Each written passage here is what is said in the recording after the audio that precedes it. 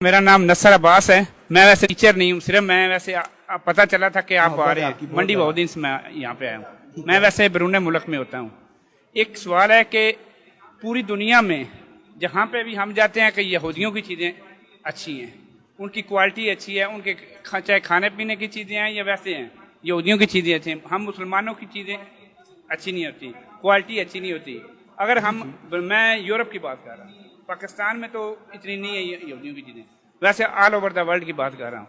वहाँ पर हमें ये मसला बनता है कि हम बेसिकली मुस्लिम हम वहाँ पे बहुत पसमानदा हैं, बहुत पीछे हैं।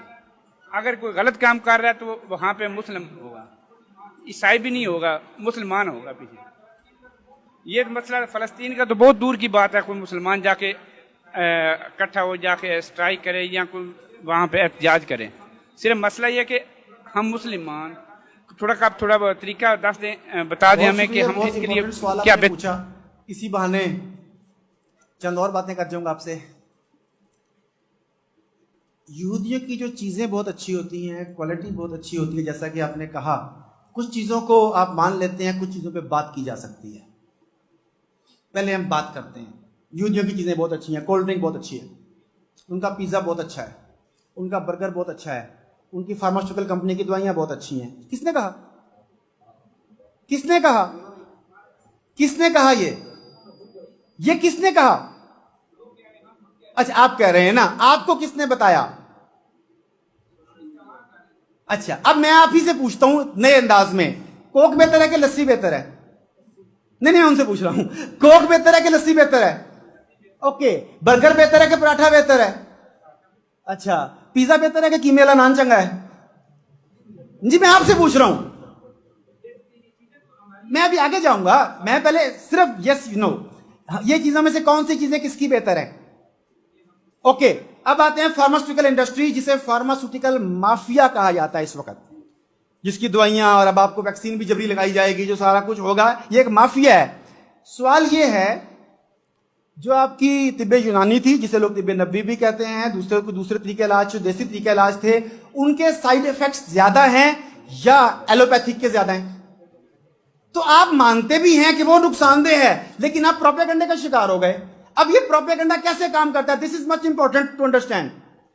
हम कई हदीस में, रवायात में पढ़ते हैं, कुछ लोग डिबेट भी करते हैं, लेकिन हम लफ्ज को लेकर चलते हैं दज्जाल के ऊपर। दज्जाल निकला दजल से। दजल कहते हैं झूठ को, झूठ कहते हैं फ्रेब को।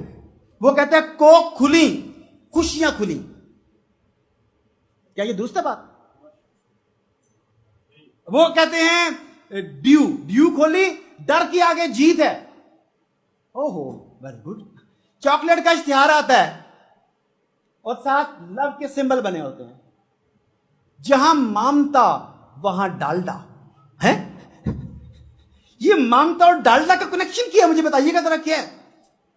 ये है वो दजल, ये है वो झूठ, ये है वो फ्रेब, जिसके जरिए हमारे ज़हनों को मुसख्खर कर लिया गया।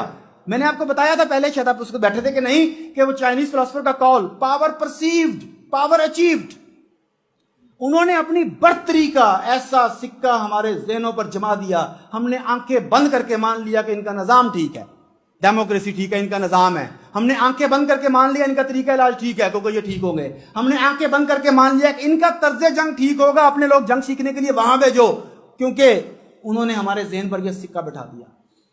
हमें उनकी गुलामी से निकलने से पहले खुद को ज़हनी गुलामी से आजाद करना होगा। हमें उनके हर कदम के ऊपर, उनके हर स्टेप के ऊपर सवाल उठाना होगा, और यकीन मानिए आंखें खुल जाएंगी आपकी। आपका बहुत शुक्रिया, आपकी वजह से मुझे बात करने का मौका मिला, वरना ये बात मैं कैसे करता।